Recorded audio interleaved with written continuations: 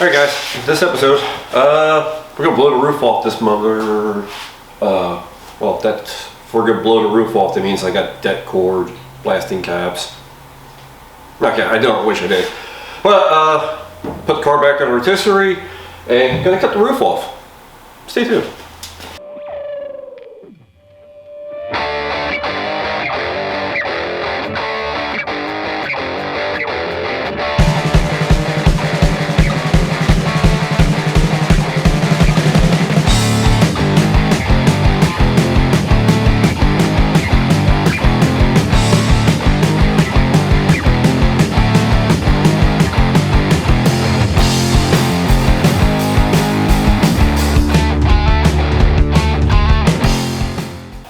Alright, so drink some good beer.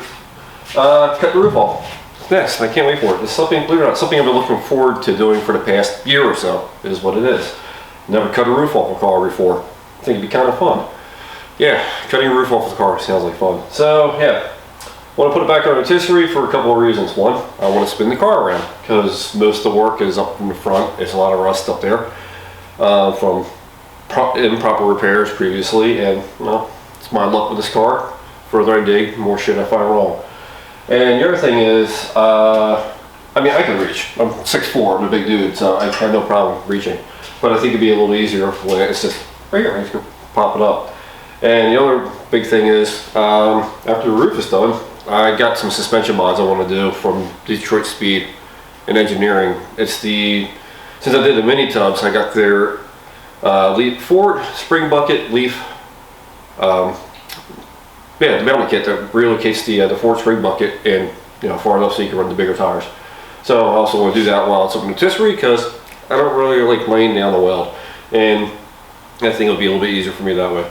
So yeah, put you guys on the time lapse and clean out the inside of the car, move some stuff around in the garage, and hook it all up. Ooh, before I get going, where I work at, we have a bunch of 3D printers, and for the rear leaf spring pockets, or they mount to the frame around the back, I have some spacers made up for the rotisserie, which I wish I would have had last time. And yeah, the guy at work 3D printed me up some sleeves for it, so I don't mess up the new frame rails. So yeah, time lapse, clean car out, roll the rotisserie out, and then see where I go from there.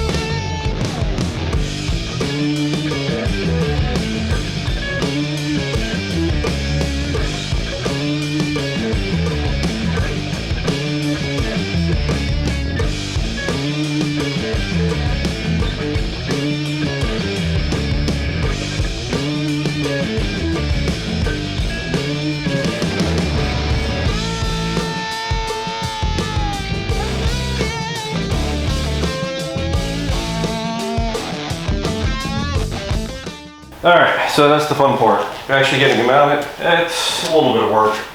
I mean, I've done it before, so it's not too bad. Here comes the fun part. Balancing it so it can rotate somewhat easy. That's just trial and error. So what I'm going to do is, I'm going to start off where I was before, because I can still see the marks from when, the blasting was done and all that fun stuff. So yeah, that's screwing these up to where you want the car.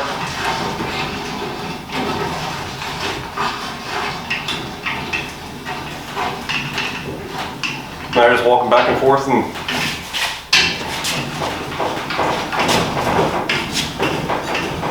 there's a read. That's what I'm looking for. and it gets a little tight because what's happening is you got the square tubing where the mount there is, and the square tubing to where the pivot point is starting to get a little cocked in there. So you gotta bring it up like left, right, up, down. BA, so I start things up.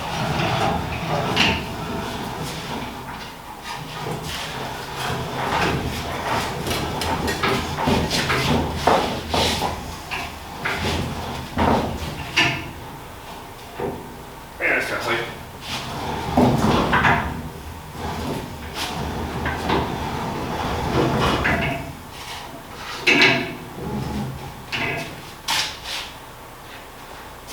Alright, squirt some oil down there.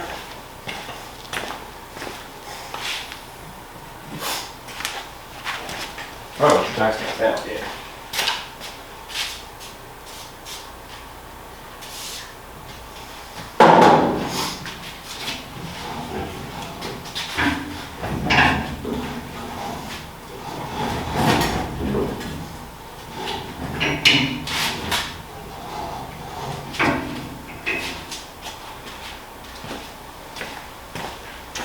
Alright, so when I get back, I'll have this leveled out. It's going to take me a few minutes. It's a pain. I remember it being painful when I first put it on there. So yeah, give me a few minutes. I'll have it up and show you what I could do next to get room so I could rotate it. That was a pain. Man, I'm out of shape. This is slightly touching the body a little bit, but it's in a spot where the exhaust cutout is on the tailgate, which is fine. And I'm going to leave the bumper on, leave the trunk on. It's not going to go anywhere because, well, it's latched and that's bolted on. But to get it up high enough to clear, we got the hydraulic jack here. And I'm just going to jack up the cylinder to where it was previously and hopefully be good. So yeah, let me do that real quick. It's pretty self-explanatory. Pull the pin out, jack it up either side and work it on its way up. Get it back into position. Alright, so there we go, back to where it was. You guys have been around here for a while, you've seen it like this before, but not this complete on the rotisserie. Actually, yeah, it was complete on the rotisserie like this, back when I first put it on there. What I do was jack up the cylinders, hydraulic cylinders, to raise it up in the air.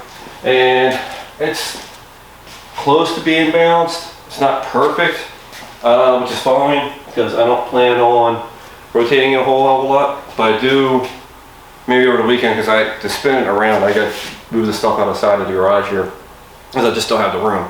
I mean, it is what it is. So what I can do is I can rotate it up on its side and bring you guys along and show you all the rusted area up front of the windshield where I said there was poor repairs done before and it just rusted out. And a lot of the water came along down, and for some reason I only rusted out the passenger side where I said I need to replace that bit of metal to this bit of metal coming off the roof structure. I mean, that's an easy fix. I got in my head how I want to do it. But interesting thing is the door gaps in here, they're super tight. They got so much better because now, like I said, I was waiting to get the car with some weight on it and see how everything looks. And yeah, that's going to be super. I'm super stoked about this. The way, I mean, I actually need to move the door forward and add a little bit of metal up on this. I can totally live with that. So yeah, cool. Let me rotate it up on its side and then show you in the front there. Why the bad rusted area that needs to get fixed. Yeah, gnarly looking, isn't it? So that's why I'm replacing the roof. I know there is a place out there, I forget what it's called, but they sell channels that you can buy to replace all this stuff. But with me having replaced the A-pillar over there because it was pretty rusted out, and the only way I could get the covers was to buy the whole A-pillar as one piece or one part number, which was $129 from Real Deal Steel, so I bought each side. If you go back and watch the video where I cut these out, fixed them and all that stuff, passenger side was trashed. I mean, it needed to be moved out a ½ inch and all that stuff. There was a big gap to the cowl panel and all that fun stuff. But on the driver's side, luckily it was in fairly good shape, and all I had to do was replace the cover here. So that left me with a big hole in there to fill. And the same deal with the back. There's some rust and stuff in there. And it's just to the point where might as well start fresh. This is the last thing I gotta do before we get put the subframe back in, put the engine in it, put the trans in it, get it on something of a suspension after I relocate the springs inboard. So yeah, I think next thing coming up is cut this guy off. I'm going to take the cutoff wheel, slice it, slice it down to here, slice this, get this around. Let me zoom out because I forgot I'm zooming on that. There we go.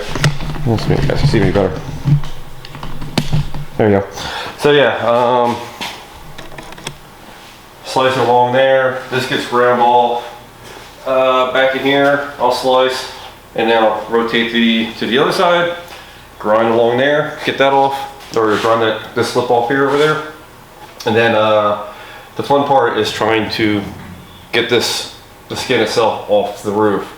What they do is they put some, they call NVH compound, noise vehicle, noise vibration and harshness stuff in there. So when you push on the roof, it springs back and it's got some rigidity to it. And it sticks really well to the paint. So people I've seen, they take a blowtorch and heat up the areas and slowly peel it off. That's probably what I'll end up doing. I also got a pretty good heat gun too. So yeah, let me get masked up and put my big shield on, get a cutoff wheel in the grinder, and yeah, enjoy the time lapse.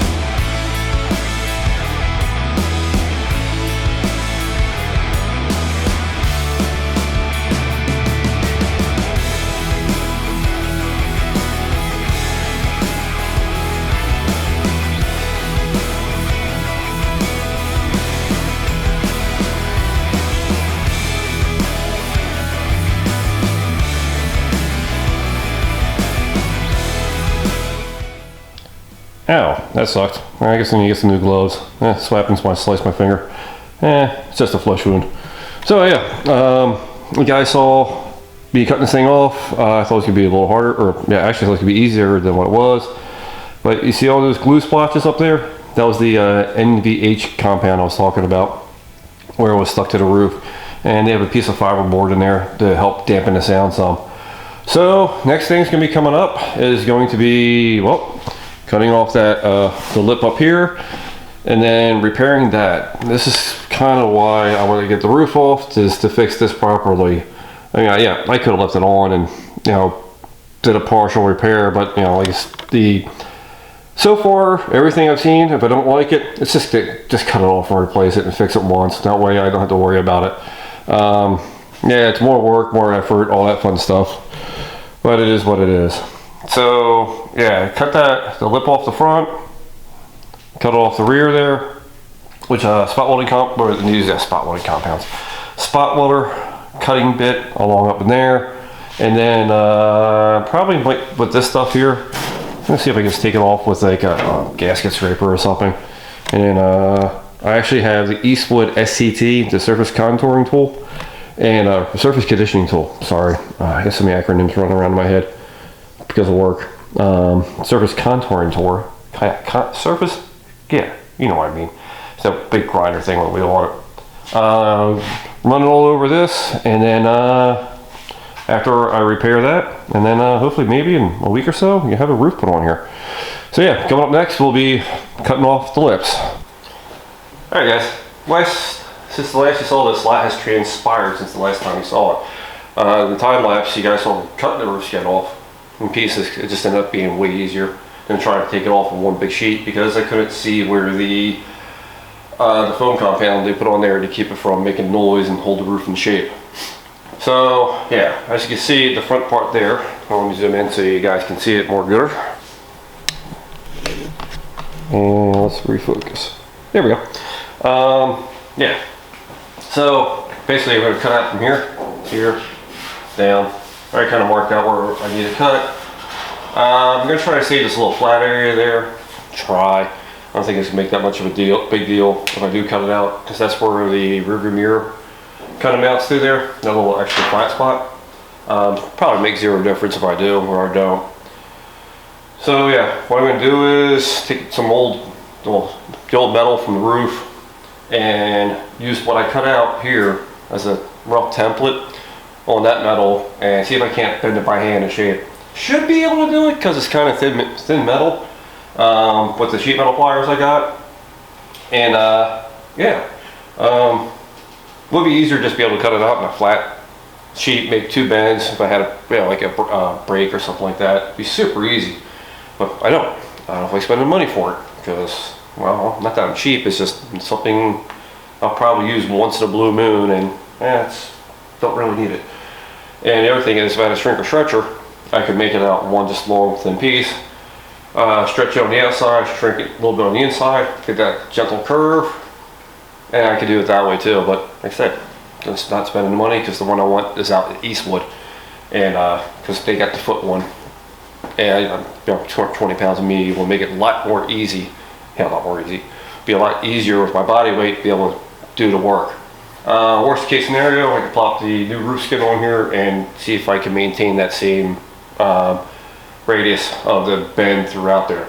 So yeah, I'm gonna get my earplugs in, masked up, safety glasses on, and get me cutting this out here as best as I can.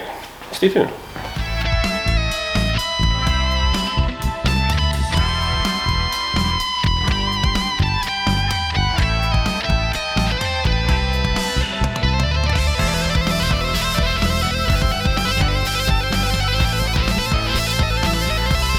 Alright, so this is what you need to make. You can see on here, this is the skin, and this is actually the front edge.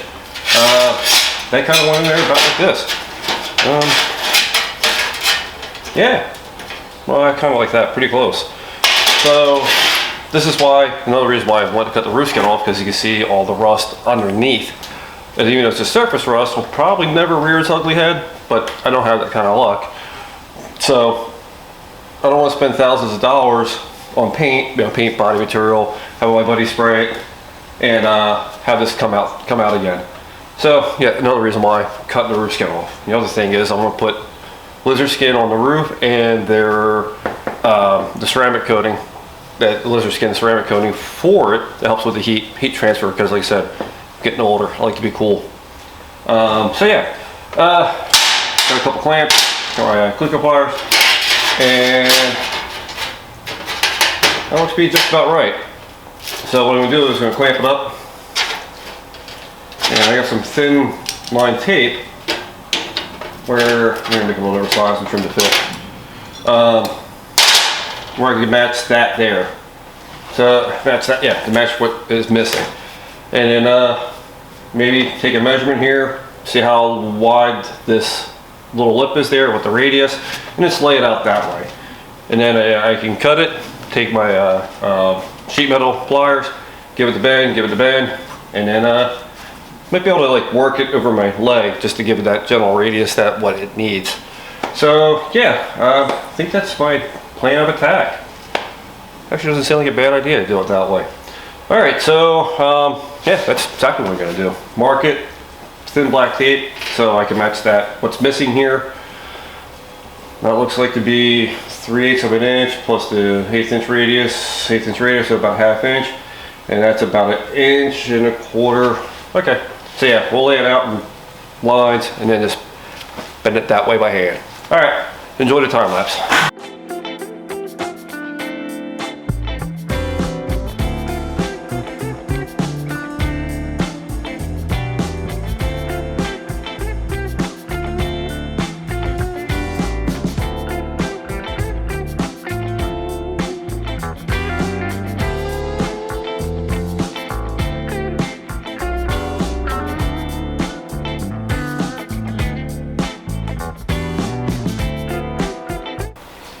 Yeah, it's not perfect. I mean, I got a few areas I need to clean up a little bit, but I can do that when it's on the car because it'll give me a little bit more weight behind it, so I can actually, you know, just fine tune it. A couple of thoughts was, one, I wish I had a brake. I mean, 3 bends, trigger stretcher, made it perfect.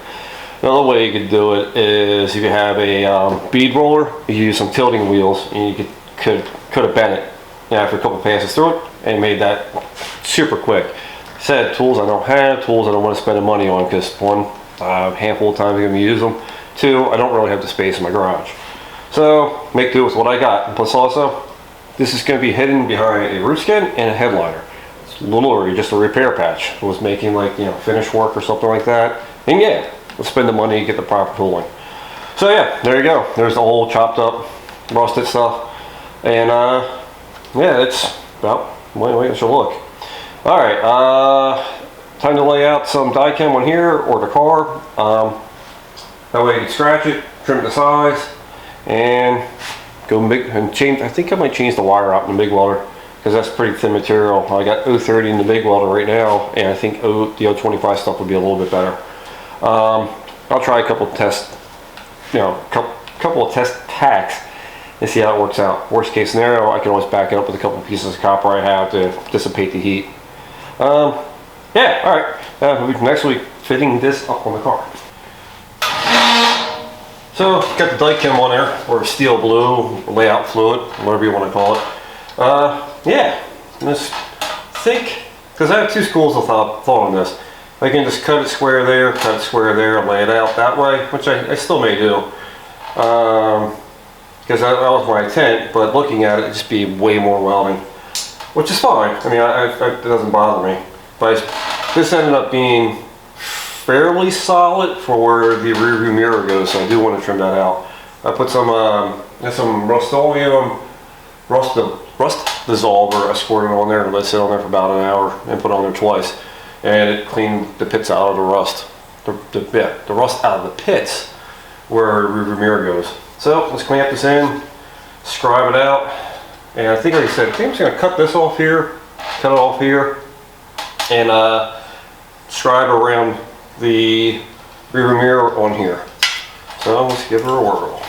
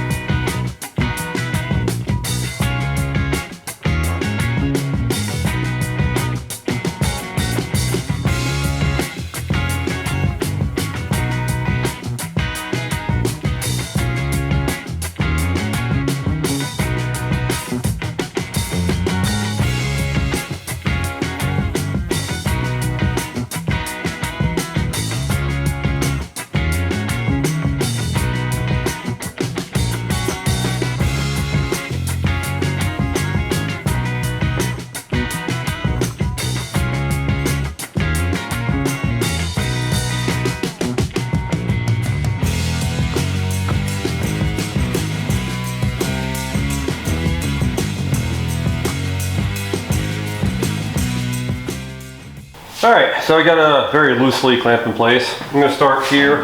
I got a piece of copper backing it, and that way I can make sure it's nice and flush. I know there's a little bend in here. It's fine. It's not, like I said, I can make it back in there again. I can hammer and dolly the bend. Never going to notice it, that it's not there. It's a patch. I'm not going for Concourse original look. I'm going for, it's not freaking rusted. And it's not going to leak anymore. That's the big thing. So yeah, finish my Shakeology, get my gloves on, put the welding mask on, air nozzle on the air hose instead of the I still want to call it a Daco, from the 90 degree angle grinder. And then let's do 1,000 tacks. Yeah, I'll set the hyperlapse up with that just because I think it'll look pretty cool. See all the sparks. All right, welding this bad boy in.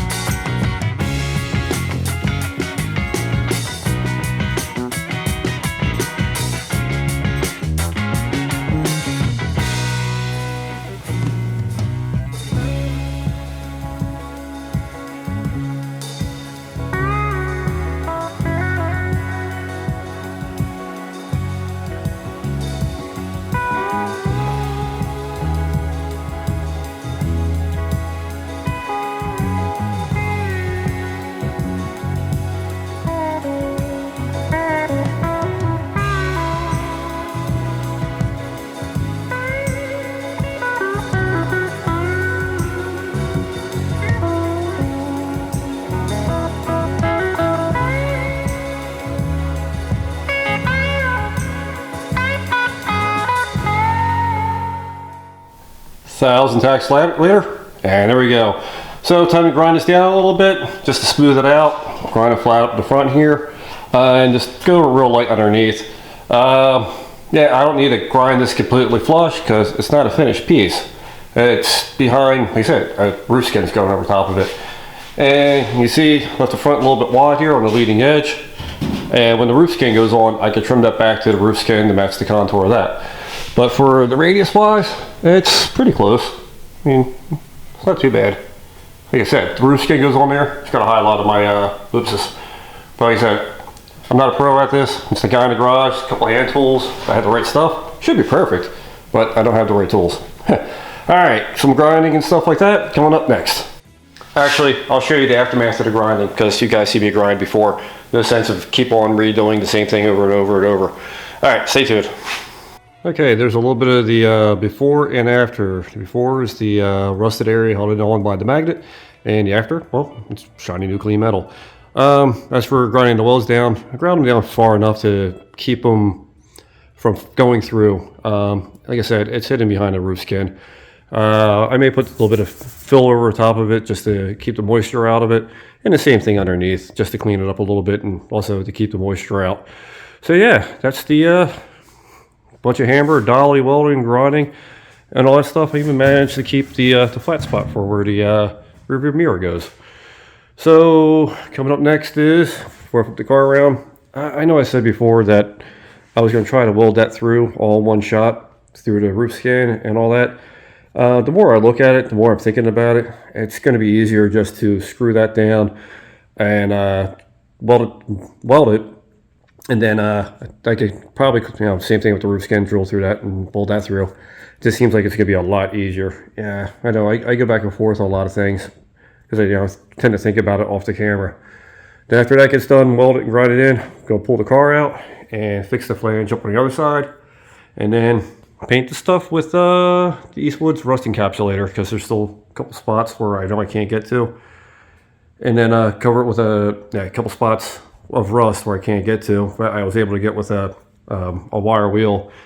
And then once that's dry, cover it with some epoxy primer, spray it with sound deadener, same thing with the roof, all that fun stuff.